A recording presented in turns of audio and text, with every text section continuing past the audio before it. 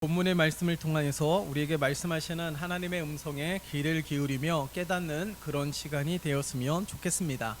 오늘 이 시편 102편의 시는 저자가 명확하게 알 수가 없습니다. 정확하게 저자를 알 수 없지만 오늘 이 시 배경을 보니까 이스라엘 민족이 바벨론으로 인하여서 순환을 당하고 있는 그런 고통 가운데 놓여졌던 시기에 기록되었던 시가 오늘 102편입니다. 그런데 중요한 것은 이 시인이 민족의 고난을 개인의 고통과 연결하면서 이 시를 기록하며 하나님께 간구하고 있다라는 사실에 주목해 볼 필요가 있는 것이죠. 민족의 고난이지만 개인의 고통과 연관을 지어서 생각하고 있다라는 시점에서 오늘 이 본문의 말씀을 통하여서 우리들의 삶을 조명해 보며 어려움과 고통 가운데 나는 무엇을 하고 있었는지, 나의 마음은 어디를 향하고 있었는지에 대하여 살펴보았으면 좋겠습니다. 무엇보다도 오늘 1절의 말씀을 통하여서 하나님께서는 성도의 간절한 믿음의 기도를 통해서 역사하고 있음을 말씀하고 있습니다. 1절의 말씀을 볼까요? 여호와여 내 기도를 들으시고 나의 부르짖음을 주께 상달하게 하소서라고 간구하고 있습니다. 얼마나 답답한 상황에 있으면 자신의 기도를 들으시고 나의 부르짖음이 주께 상달하게 해달라고 부르짖고 있는 까닭이 무엇일까요?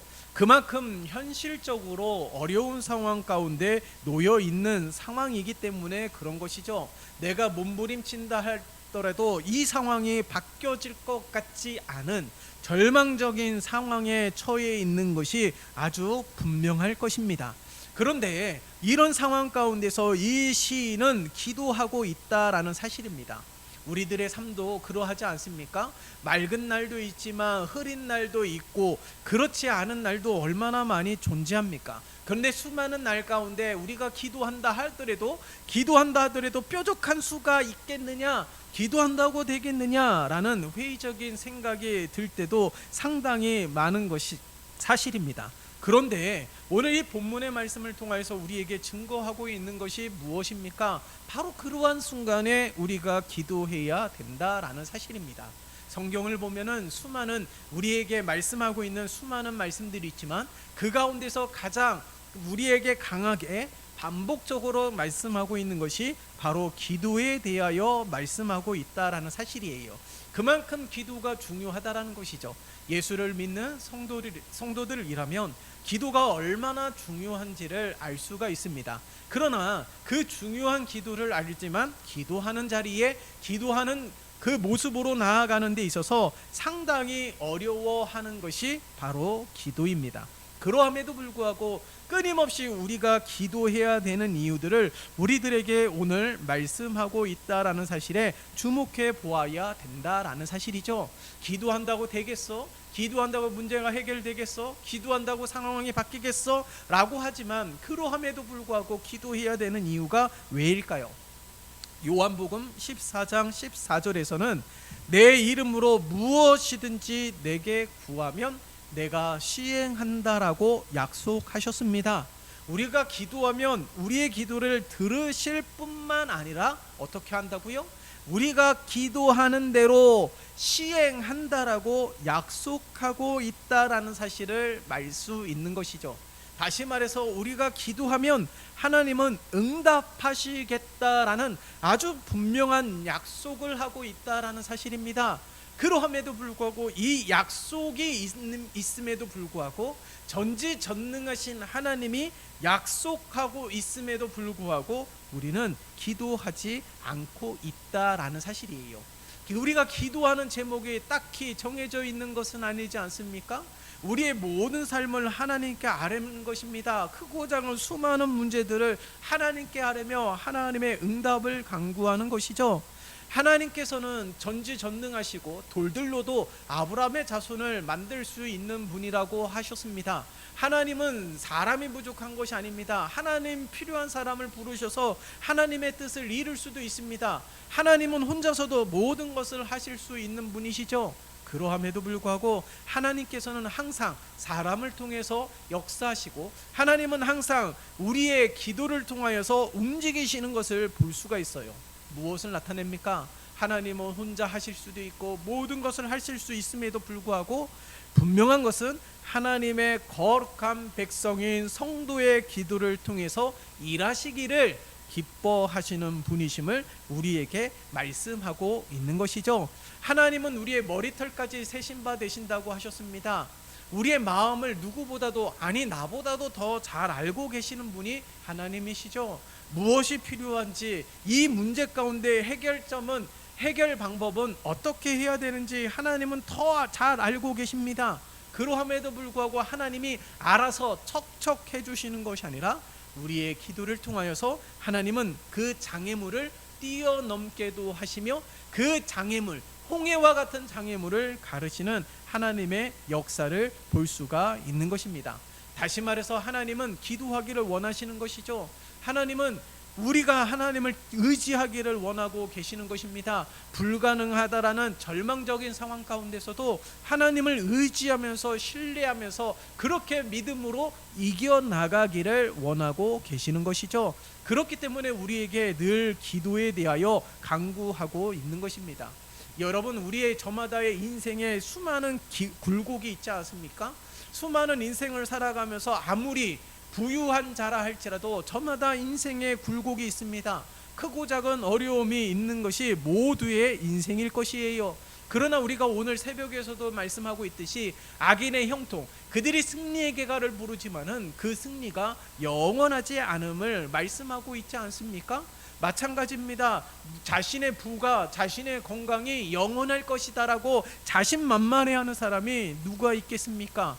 오늘 부자 청년 가운데서도 아무리 창고를 지어서 그 창고 안에 가득히 곡식을 쌓은다 할지라도 그날 밤에 그 영혼을 거두어 가신다라면 그 수고는 무의미한 것을 우리들에게 말씀하고 있는 것이죠.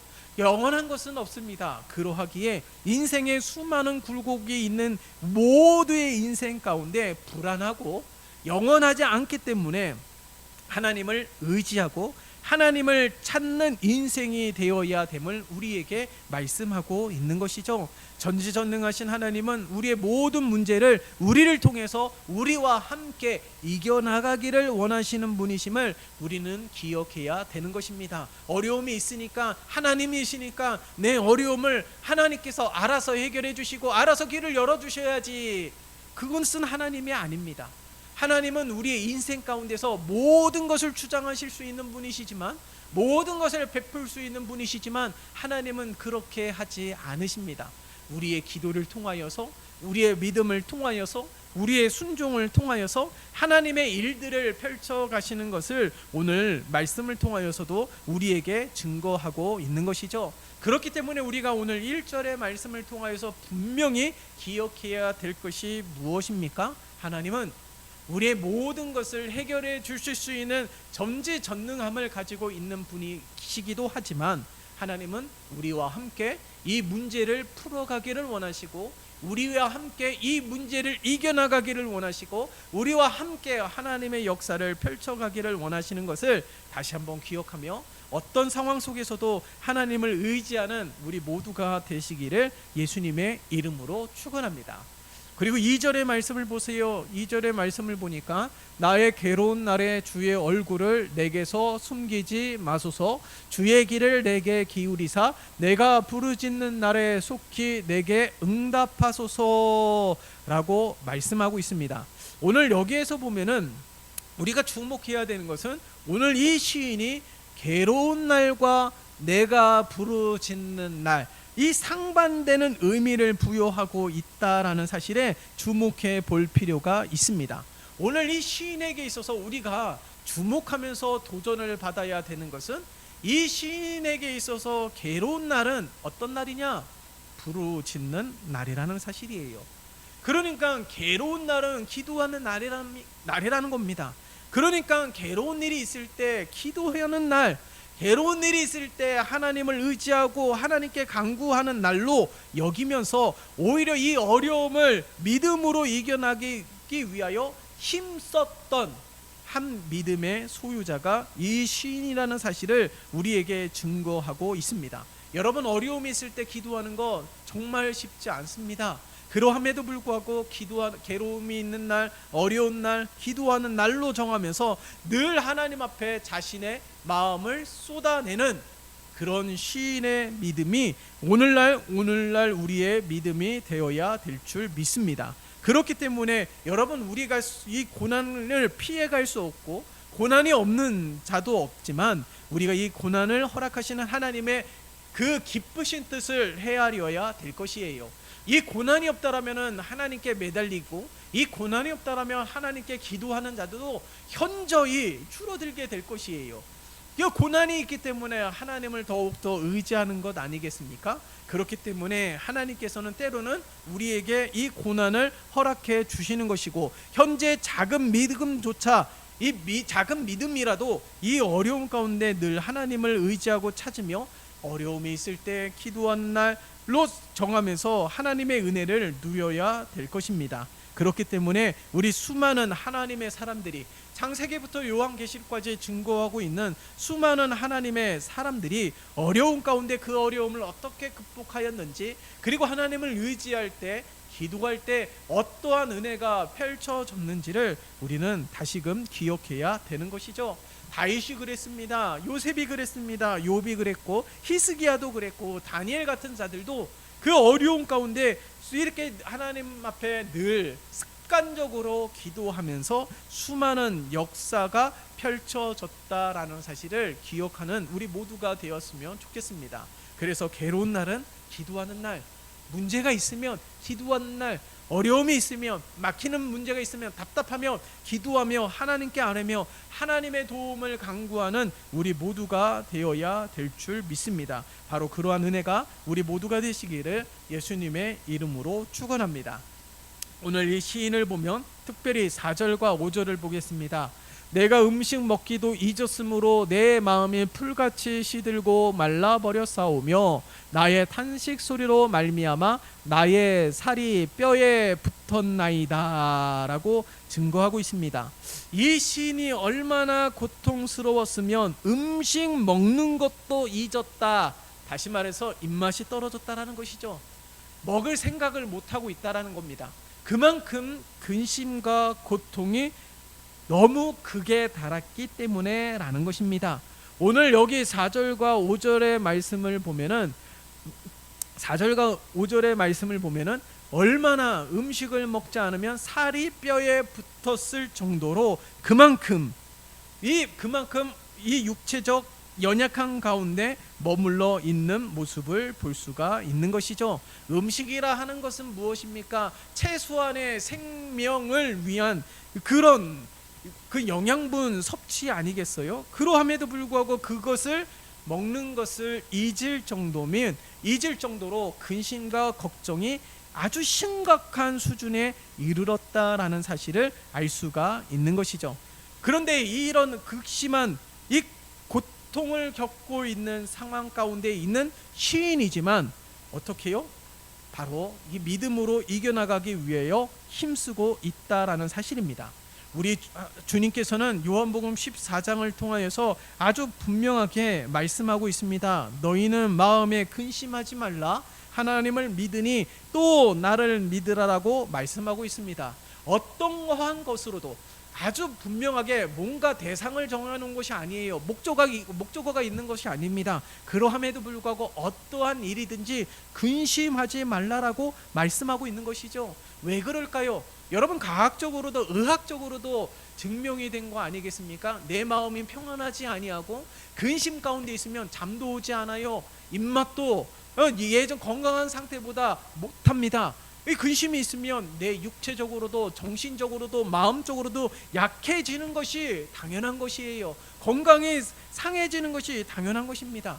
그러니 오늘 본문의 말씀 가운데 이 근심 중에 있는 이 시인이 살이 뼈에 붙었을 정도로 아주 극심한 육체적 고통을 겪고 있는 것을 알 수가 있는 것이죠. 그러니까 이것은 영적인 측면에서도가 아니라 육적으로도 전혀 우리 인생에 도움이 되지 않는다라는 것입니다. 그런데 야고보서 5장 13절의 말씀을 보면요, 5장 13절의 말씀을 보면 이렇게 증거하고 있습니다. 너희 중에 고난 당하는 자가 있느냐? 저는 기도할 것이요. 즐거워하는 자가 있느냐? 저는 찬송할지니라 라고 말씀하고 있어요. 자, 그러면 이 시인이 계속해서 증거하고 있는 것이 무엇입니까? 근심 가운데 있습니까? 고통 가운데 있습니까? 그 일이 크든 적든 그것이 나의 육체적으로 정신적으로 데미지를 주고 있는 상황이라면 어떻게 해야 된다라는 거예요? 기도해야 됨을 우리들에게 증거하고 있는 것이죠. 그렇기 때문에 우리의 뼈가 살이 뼈에 붙었을 정도로 육체적인 아주 심각한 고통 가운데 놓여 있게 하는 근심과 걱정이 있다라면 어떻게 해요? 기도하며 그것을 하나님 앞에 내려놓으며 하나님의 은혜를 누리기 위하여 힘쓰는 우리 모두가 되어야 될 줄 믿습니다. 하나님은요, 분명하게 우리의 기도를 들으시고 우리의 기도에 응답하시는 분이심을 우리는 잊으면 안 되는 거예요. 그래서 요한복음에서 이야기하고 있는 것처럼 14장 14절에서 하나님을 믿으니 또 나를 믿으라라는 예수님의 말씀처럼 흔들리지 않고 날마다 하나님께 부르짖으며 하나님을 소망하며 하나님의 응답을 기대하고 소망하며 믿으며 그렇게 그 어려움들을 이겨나가는 우리 모두가 되시기를 예수님의 이름으로 축원합니다. 특별히 오늘 8절의 말씀을 보세요. 내 원수들이 종일 나를 비방하며 내게 대항하여 미칠 듯이 날뛰는 자들이 나를 가리켜 맹세하나이다. 무슨 말일까요? 8절의 말씀을 보면 원수들이 종일 비방하고 회방하며 미칠 듯이 날치는 자들, 그러니까 이 시인이 안 되기를, 이스라엘 민족이 안 되기를 간절히 바라고 있는 모습을 증거하고 있는 것이죠. 바로 이런 상황 가운데서 보세요. 악인들은 끊임없이 성도를 핍박합니다. 사단들은 성도가 무너지는 것을 즐겨하는 것이죠. 사단들은 하나님을 등지고 하나님을 떠나고 하나님을 믿지 않는 그런 족속이 되기를 원하고 있는 것입니다. 그러나 그런 상황 속에서도 우리가 잊지 말아야 될 것이 있어요. 악인들이 끊임없이 성도들을 핍박하지만 끊임없이 저들이 간절히 바라는 바램들이 있지만 그러함에도 불구하고 하나님께서는 하나님의 백성들을 끝까지 지키시는 분이심을 오늘 우리에게 말씀하고 있는 것이죠. 그렇기 때문에 이러한 사실 때문에라도 낙심하거나 절망하거나 포기해서는 안 되는 것입니다. 세상의 악한 자들의 비난과 조롱과 저주로 인하여서 내 삶을 내버려 두지 않는다 할지라도 그러함에도 불구하고 하나님은 여전히 나를 사랑하시고 그러함에도 불구하고 하나님은 여전히 우리와 함께 하고 계시는 분이심을 잊지 말아야 되는 것이에요. 하나님은 결코 그와 같이 우리를 버려두지 않겠다라고 말씀하고 있는 것입니다. 그렇기 때문에 오늘 이 8절의 말씀을 통하여서 시인이 하소연하고 있는 것처럼 악한 이들이 끊임없이 조롱하고 끊임없이 비난한다 하지만 동시에 하나님의 사랑은 영원하다라는 것, 우리를 향한 하나님의 사랑은 지금도 살아 역사하시는 분이심을 다시 한번 기억하면서 오히려 악한 이들의 조롱과 비난의 소리에 귀를 기울이지 말고 태초부터 시작된 이 사랑이 지금도 한결같이 우리에게 베풀어 주시는 하나님의 은혜와 사랑을 기억하며 넉넉히 이겨나가는 우리 모두가 되시기를 예수님의 이름으로 축원합니다. 뿐만 아니라 9절의 말씀을 보세요. 9절의 말씀을 보면 나는 쟤를 양식같이 먹으며 나는 눈물 섞인 물을 마셨나이다 라고 증거하고 있습니다.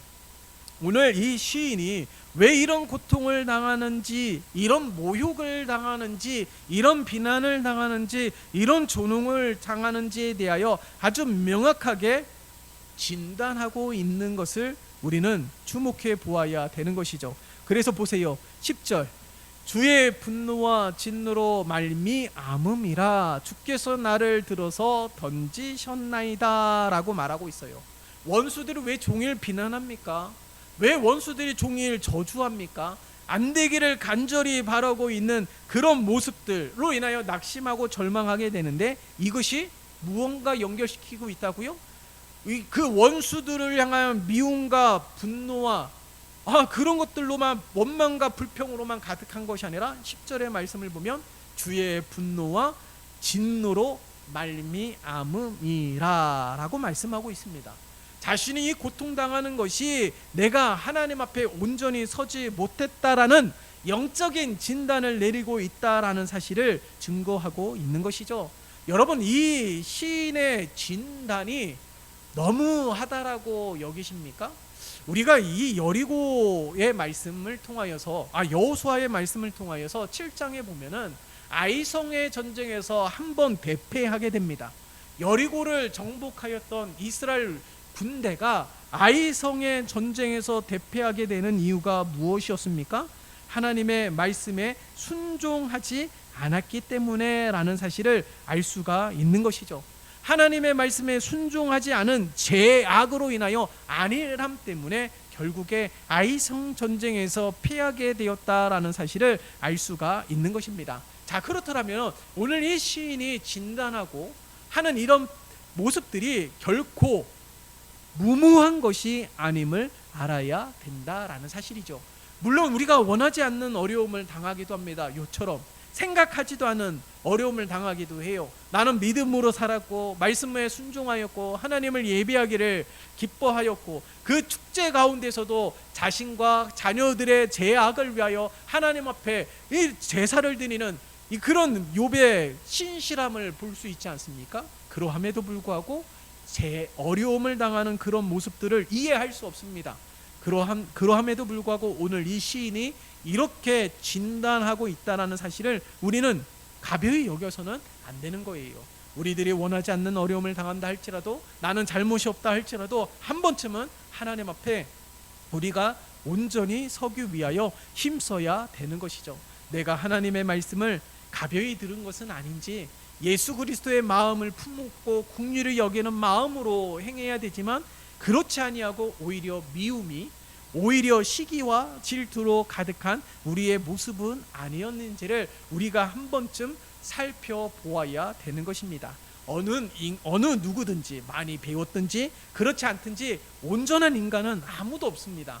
그러하기에 누구든지 사람이라면 하나님 앞에 죄인일 수밖에 없는 거예요.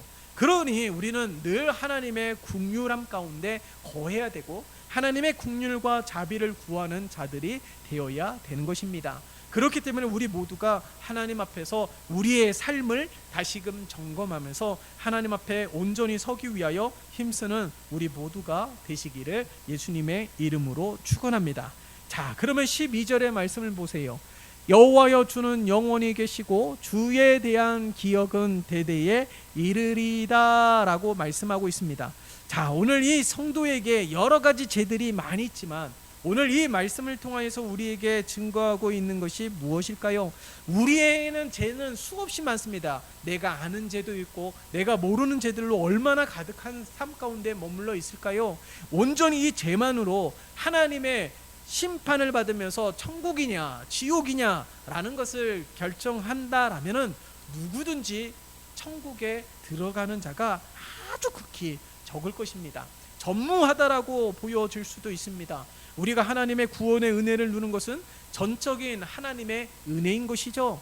전적인 하나님의 은혜로 우리가 구원을 받은 것입니다. 그러하기에 우리들의 삶을 바라보면 죄는 셀 수 없이 무수히 많이 있지만 그러함에도 불구하고 하나님의 사랑은 여전히 유효하다라는 거예요.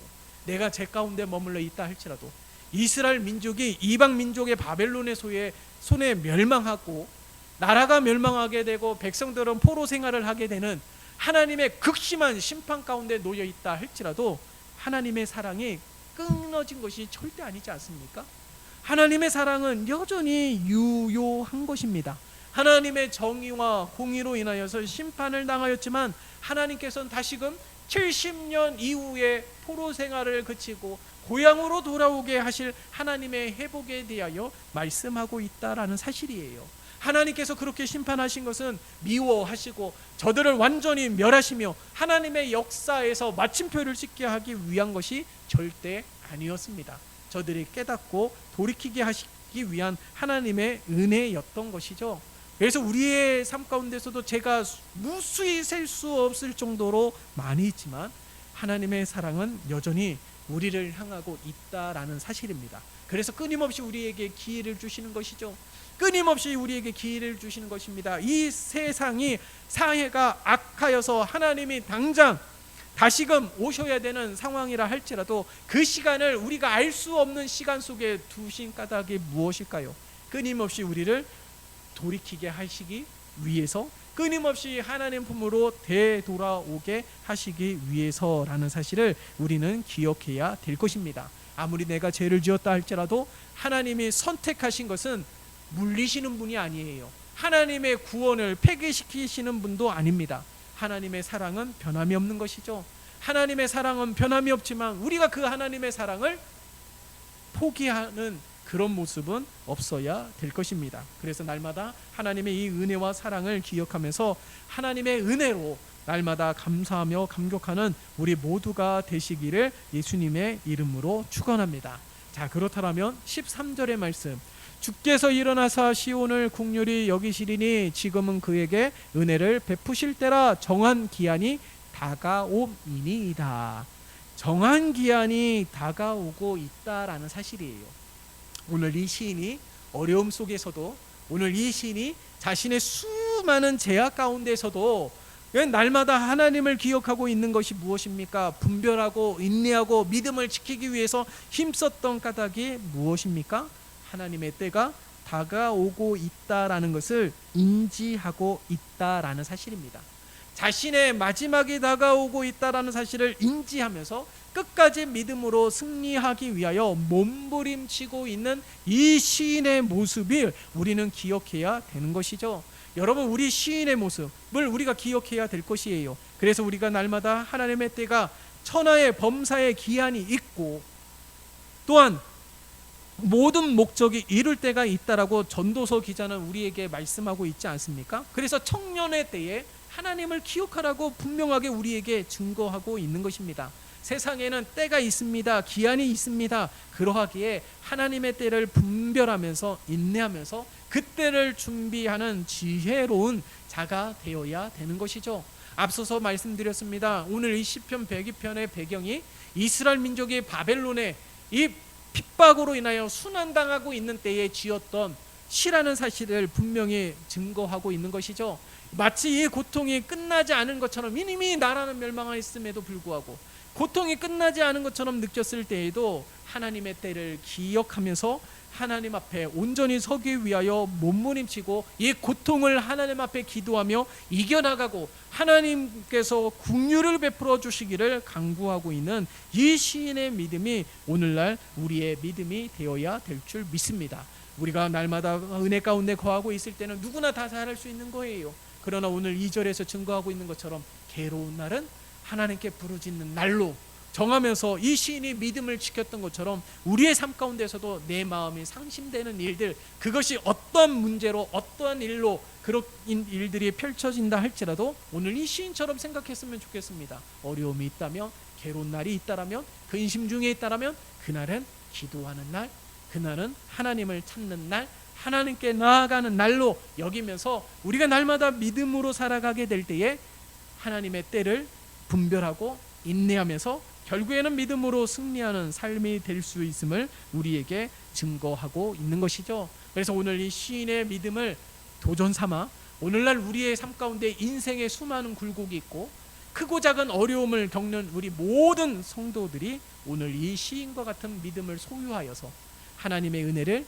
결국에는 누리고, 그 어려운 가운데서도 하나님의 사랑은 폐기된 것이 아니고 하나님의 사랑은 끊겨진 것이 아니고 그 순간에도 그 상황 속에서도 하나님의 은혜는 샘물과 같이 흘러가고 날마다 우리에게 이슬비와 같이 내리시는 하나님의 은혜들을 기대하고 소망하면서 날마다 승리하는 우리 모두가 되시기를 예수님의 이름으로 축원합니다.